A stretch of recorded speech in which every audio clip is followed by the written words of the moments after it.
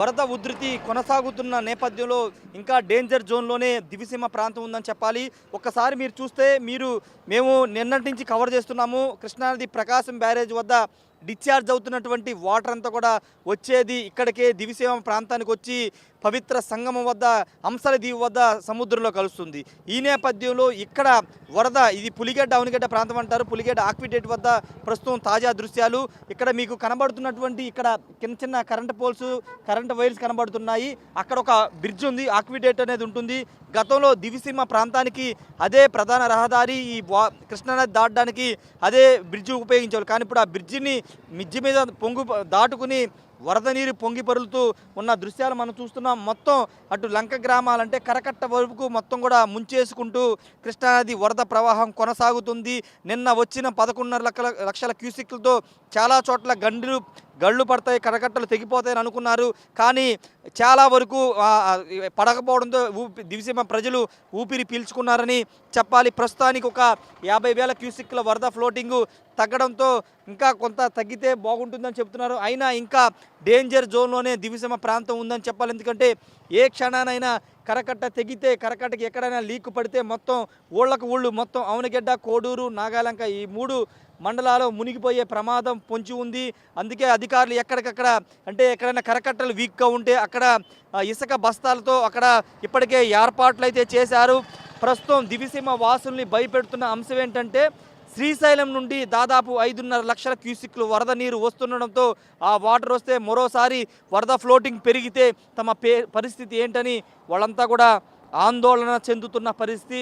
ఒక్కసారి మీరు చూస్తే కనుక ఇది మీకు కనబడుతుంది నదీ పరివాహక ప్రాంతం. కానీ ఆ చెట్లు కొమ్మలు ఆ ఇళ్ళు మొత్తం కూడా ముంచేసుకుంటూ కరకట్టను ఆనుకుంటూ కరకట్టకు ఒక 2 అడుగుల హైట్లో మొత్తం కూడా ప్రవహిస్తున్న పరిస్థితి మనం చూడవచ్చు. ఒక్కసారి అటు చూస్తే కనుక మీకు అటువైపు వెళ్దాం. ఒకసారి అటువైపు చూస్తే కనుక పూర్తిగా నదిని దాటుకుని కరకట్ట వరకు వరద ఉధృతి వెళుతున్నటువంటి దృశ్యాలు మనం చూడొచ్చు. పూర్తిగా మొత్తం కృష్ణానది వరద ఉధృతి అంతా ఏ స్థాయిలో ఉంది మనకు అర్థమవుతుంది.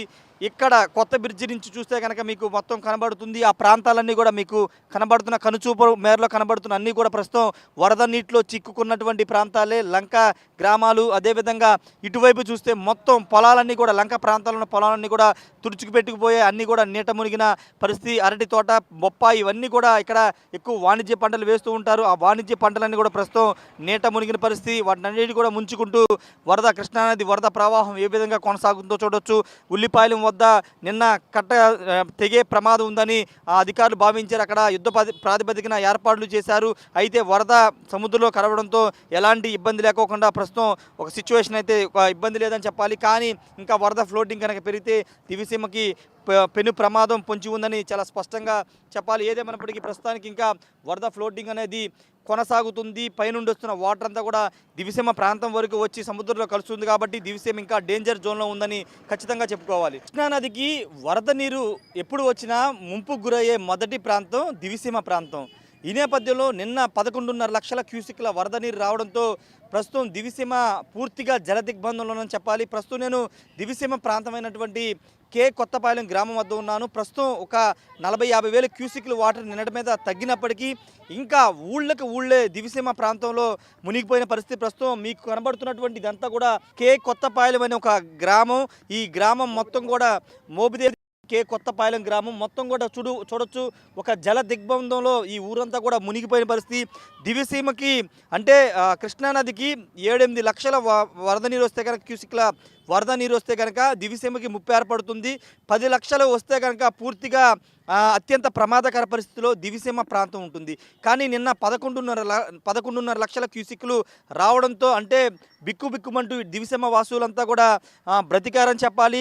అంటే దీంతో ఈరోజు ఉదయం కొంత తెరిపించడంతో కొంత వరద ఫ్లోటింగ్ తగ్గడంతో వాళ్ళు కొంత ఉపశమనం లభించినప్పటికీ ఇంకా దివిసీమకి ముప్పు పొంచి ఉందనే చెప్పాలి. ఎందుకంటే 11 లక్షల క్యూసిక్ల వాటర్ వస్తుంది. పైగా శ్రీశైలం నుండి 5 లక్షల క్యూసిక్ల వాటర్ విడుదల చేస్తున్న నేపథ్యంలో ఇంకా భయం గుప్పిట్లోనే దివిసీమ ప్రాంత వాసులు ఉంటున్నారు. ఒకసారి చూడొచ్చు. ఒకసారి దివిసీమ ప్రాంతంలోని కొత్తపాలెం సంబంధించినటువంటి వాళ్ళు చూడొచ్చు. ఊళ్ళు మునిగిపోతే అక్కడ ఉన్నటువంటి ఒక కర్ర మీద ఈదుకుంటూ వస్తున్నటువంటి దృశ్యాలు మనం చూస్తున్నాము. అలా ఈదుకుంటూ ఆయన వస్తూ ఉన్నారు. ఇదంతా కూడా మొన్నటి వరకు కొత్తపాలెం అనే గ్రామం కనబడేది, కానీ ఇప్పుడు పైన ఇల్లు పైకప్పులు మాత్రమే మనకి కనబడుతున్నటువంటి దృశ్యాలు చూస్తే దివిసీమలో ఎంత దారుణమైన పరిస్థితులు ఉన్నాయో మనం చూడొచ్చు. వరద నీరు అంటే కృష్ణానదిలో ప్రవహించాల్సిన వరద నీరు ఓళ్ల మీదుగా ప్రవహిస్తుందని చెప్పాలి. మొత్తం దివిసీమకి మొన్నటి నుంచి కూడా ప్రమాద హెచ్చరికలు జారీ చేస్తున్నారు. దివిసీమ ప్రాంతంలో ఉన్నటువంటి ముఖ్యంగా లంక గ్రామాలన్నీ కూడా ప్రస్తుతం ఇదే స్థితిలో ఉన్నాయని చెప్పాలి. ప్రస్తుతానికైతే కొంత వరద తగ్గినప్పటికీ ఇంకా అంటే నిన్న ఇంకా ఎక్కువ ఫ్లోటింగ్ కనబడింది. నిన్న మీకు కనబడుతున్నటువంటి ఆ ఇల్లు కూడా కనబడలేదు. అక్కడ మనకి కనబడుతున్నటువంటి అవన్నీ కూడా మునిగిపోయి కొంత ఒక 40,000 క్యూసిక్ల వాటర్ తగ్గడంతో కొంత తగ్గింది. కానీ ఇంకా చూడవచ్చు, ఇంకా తీవ్రత ఏ స్థాయిలో ఉందో మనకి అర్థమవుతుంది. అంటే ముఖ్యంగా కృష్ణానది కలిసేది దివిసీమ ప్రాంతంలోనే కానీ సముద్రంలో, కాబట్టి ఎప్పుడు వరద వచ్చినా కృష్ణానదికి ముంపు అయితే ఉంది. గతంలో 2009లో అయితే దాదాపుగా దివిసీమ మునిగిపోయే పరిస్థితి వచ్చింది. కానీ ప్రస్తుతం 11.5 లక్షల క్యూసిక్లు నిన్న వచ్చిన తర్వాత దాదాపుగా దివిసీమ మునిగిపోతుందని అందరూ భావించారు. కానీ కొంత వరద ఉధృతి తగ్గడంతో ప్రస్తుతానికి కొంత భయం అంటే ఆందోళన ఉన్నప్పటికీ కొంత ఉపశమనం లభించిందని చెప్పాలి. ప్రస్తుతానికి మీరు చూస్తున్న ఈ ఊరంతా కూడా కొత్తపాలెం గ్రామం, మోబుదేవ్ మండలం సంబంధించినటువంటి గ్రామం పూర్తిగా నీట మునిగిన పరిస్థితి. కొంతమంది ఉన్నారు, వాళ్ళతో మాట్లాడతాం. వీళ్ళంతా కూడా ఊరు ఖాళీ చేసి ఇక్కడికి వచ్చి రోడ్డు మీదే వాళ్ళు 3 రోజులుగా ఇక్కడే ఉంటున్నారు. ఒకసారి రండమ్మా, ఏంటి ఇంత ముందు ఎప్పుడైనా చూసారు ఇలాంటి వరద మీద?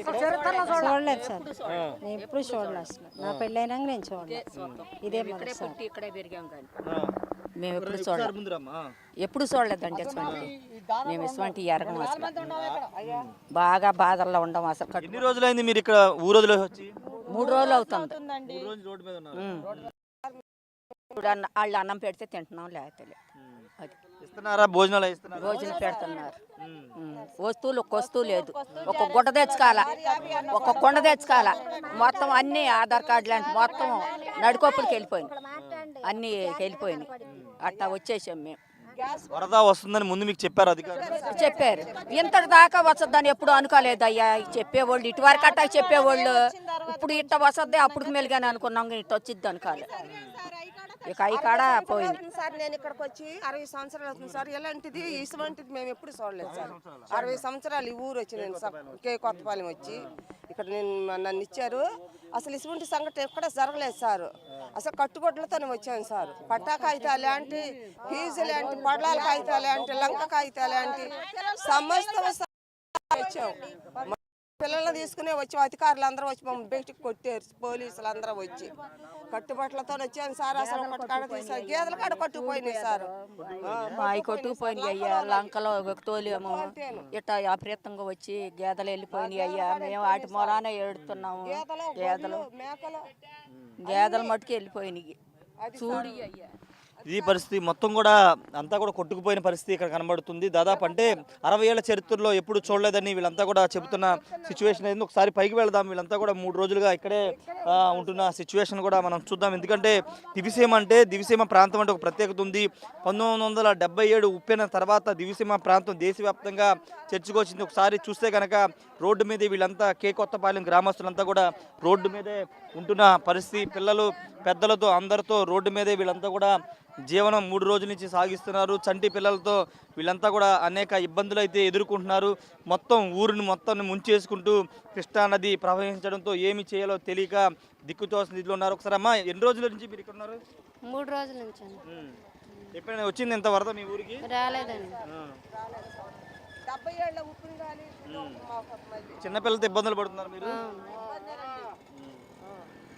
ఇది పరిస్థితి. చిన్నపిల్లలతో చాలా ఇబ్బందులు పడుతున్నామని చెప్తున్నారు. ఒకసారి మొత్తం అంతా ఊరు మొత్తం ఖాళీ చేసి ఈ విధంగా రోడ్డు మీద కరకట్ట అంటూ ఉంటారు. ఒకవేళ ఫ్లడ్ పెరిగితే కరకట్ట కూడా తెగిపోయే ప్రమాదం ఉంది. ఒకసారి మనం ఇక్కడ చూస్తే కనుక ఒక్కసారి ఇదంతా కూడా రోడ్డు మీదకి వచ్చి వీళ్ళంతా కూడా సాగిస్తున్నారు. ఒకసారి ఇక్కడ మీకు చూపిస్తే మీకు ఇక్కడ ఎగ్జాక్ట్ సిచ్యువేషన్ ఏంటో మీకు అర్థమవుతుంది. ఒకసారి ఇది మెయిన్ కరకట్ట. ఈ కరకట్ట ఒకవేళ తెగితే కనుక మొత్తం వరదంతా ఊళ్ళో ముంచుకుని వెళ్ళిపోయేది. నిన్న ఇక్కడ వరకు మీరు చూస్తున్నటువంటి ఆనవాళ్ళు కనబడుతుంది. నిన్న 11.5 లక్షల క్యూసిక్లు రావడంతో ఇక్కడ వరకు వచ్చింది. కొంత ఒక 40-50 వేల క్యూసిక్లు తగ్గడంతో కొంత వరద వెళ్ళింది. అంటే ఒకవేళ నిన్న 12 లక్షల వరకు వెళ్తుందని అధికారులు అంచనా వేశారు. ఒకవేళ వరద పెరిగితే ఆ ఊళ్ళు ముంచుకుని ఇలా కరకట్ట కృష్ణానది కరకట్ట అంటారు. ఇది తెగినా ఇది దాటినా ఇంకా వరదని ఎవరు ఆపలేరు. ఎందుకంటే మొత్తం ఊళ్ళను ముంచుకుంటూ వెళ్ళిపోతుంది. ప్రస్తుతానికి ఈ స్థితిలో ఎప్పుడు మేము చూడలేదని ఇక్కడున్న స్థానికులు చెప్తున్నారు. ఇలాంటి వరద మా జీవితంలో చూడలేదని చెప్తున్నారు. అంటే దివిసీమ ప్రాంతం 1977 ఉప్పెనను చూసింది, కానీ తర్వాత అలాంటి ప్రళయాలు తక్కువగా చూసింది. కానీ ఇప్పుడు ఒకవేళ నిన్న కనుక 12 లక్షలు కనుక క్రాస్ అయితే పూర్తిగా దివిసీమ మొత్తం మునిగిపోయే